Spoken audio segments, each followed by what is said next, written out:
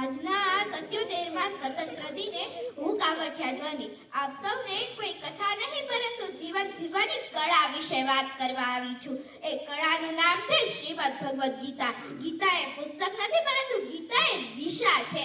જીવન જ્યારે પ્રશ્ન પૂછે છે ત્યારે ઉત્તર આપતો ગ્રંથ એટલે શ્રીમદ ભગવદ ગીતા. ગીતા એ મહાભારતના યુદ્ધમાં જન્મી પરંતુ તેનો સંદેશ યુદ્ધ પૂરતો મર્યાદિત નથી. તે તો દરેક માનવીના આંતરિક યુદ્ધની વાત છે. અર્જુન હોય કે આજનો વિદ્યાર્થી બંને પ્રશ્નોથી ઘેરાયેલા છે. અર્જુનને પ્રશ્ન છે કે શું સાચો છું, શું આ યુદ્ધ લડવું જરૂરી છે? અને આજનો વિદ્યાર્થી ઘેરાયેલો છે પરીક્ષાઓથી, માતા પિતાની અપેક્ષાઓથી અને સમાજના દબાણથી. આનો એક જ જવાબ છે શ્રીમદ ભગવદ ગીતા. ગીતાનો પ્રથમ અને મહાન સંદેશ કર્મ કર, ફળની ચિંતા ન કર. આમાંથી આજના વિદ્યાર્થીઓને શીખ મળે છે કે આપણે નિયમિત અભ્યાસ કરવો જોઈએ, ઈમાનદારીથી મહેનત કરવી જોઈએ અને સમયનો યોગ્ય ઉપયોગ કરવો જોઈએ. ગીતામાં કહ્યું છે કે મહેનત આપણા હાથમાં છે, પરિણામથી ડરશો નહીં અને કર્તવ્યથી ભાગશો નહીં. ગીતાનો બીજો સંદેશ આત્મા અમર છે અને શરીર નાશવંત છે. આનો મતલબ એવો નથી કે આપણે બેદરકાર બની જઈએ, પરંતુ આનો મતલબ તો એવો છે કે પરીક્ષામાં ઓછા ગુણ આવે કે નિષ્ફળતા આવે કે પછી સ્પર્ધામાં હાર મળે, એ હાર પછી ઊભા રહેવાની હિંમત આપતો ગ્રંથ એટલે શ્રીમદ ભગવદ ગીતા. ગીતામાં કહ્યું છે કે સુખ અને દુઃખ ક્ષણિક છે. જે સુખમાં અહંકાર કરે છે તે દુઃખમાં તૂટી જાય છે અને જે દુઃખમાં ધીરજ ધરે છે તે સફળતાને લાયક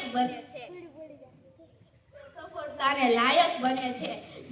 કેટલાક લોકો કહે છે કે ભાગ્યમાં હશે તે થશે, પરંતુ ગીતા એમ નથી કહેતી. ગીતા તો કહે છે કે પ્રયત્ન કરો, ચોક્કસ ભગવાન માર્ગ બતાવશે.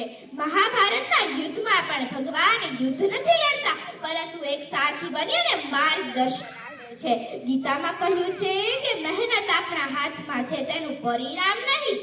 મારો તમને પ્રશ્ન છે, સુવિધાઓ વધી છે પણ શું શાંતિ વધી છે? વિદ્યાર્થીઓ ડિપ્રેશનમાં છે, યુવાનો દિશાહીન છે, લોકો સફળ છે પણ ખુશ નથી. આપણામાં ખૂટે છે તો સત્ય, સંયમ, કરુણા, પ્રામાણિકતા, ભક્તિ, ફરજ જેવા જીવન મૂલ્યો. આના માટે શ્રીમદ ભગવદ ગીતામાંથી મળી આવે અને આપણે સૌને જીવનમાં ઉપયોગી બને એવા 3 સૂત્રો કહીશ. પહેલું, મહેનત કરવી બહાના નહીં. બીજું, નિષ્ફળતાથી ડરવું નહીં. ત્રીજું, માતા પિતા અને ગુરુઓનો આદર કરવો. અહીં હું શ્રીમદ ભગવદ ગીતામાંથી એક શ્લોક રજૂ કરું છું.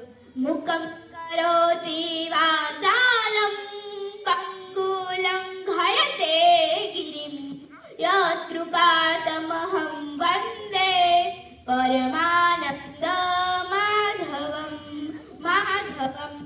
અહીં મારું વક્તવ્ય પૂર્ણ થાય છે. મને સાંભળનારા લોકોને જો આમાંથી થોડો પણ ફાયદો થયો હોય ને તો એ જ મારી સાચી જીત છે. કૃષ્ણ વંદે જગદગુરુ. જય જય ભારત.